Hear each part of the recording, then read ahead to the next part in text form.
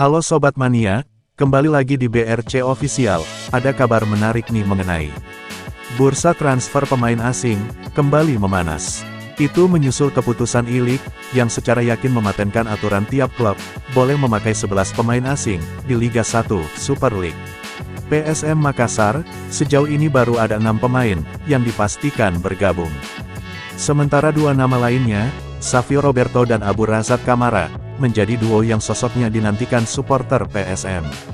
Manajemen PSM sendiri, masih bungkam dan belum ingin secara terbuka, mengungkap identitas pemain secara langsung. Apalagi dengan adanya aturan baru, 11 pemain asing, bisa saja pelatih PSM Bernardo Tavares, menyusun ulang rencana komposisi pemain, yang sudah ditetapkan. Supporter PSM Makassar, Alamsa Herman menilai, sudah selayaknya, PSM memaksimalkan semua kuota pemain asingnya, untuk musim depan. Sebab, dia melihat kontribusi pemain asing musim lalu, cukup signifikan. Meskipun memang banyak pemain lokal yang bagus, tetapi tidak bisa dipungkiri, musim lalu kontribusi pemain asing memang dominan. Jadi, memang sebaiknya dimaksimalkan saja, kuota yang tersedia, kata dia.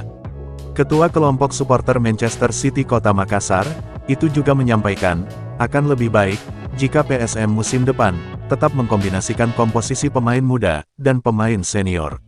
Ini untuk menjaga stabilitas tim, dalam jangka panjang. Sebaiknya kombinasi tetap ada, apalagi kan ada regulasi, yang mewajibkan menurunkan pemain muda. Ini juga bagus, untuk stabilitas klub, dan generasi pemain dalam jangka panjang, ungkapnya. Nah itu dia sobat untuk update kabar hari ini. Bagaimana pendapat kalian sobat? Tulis pendapat kalian ya sobat, dan jangan lupa like, komen dan subscribe.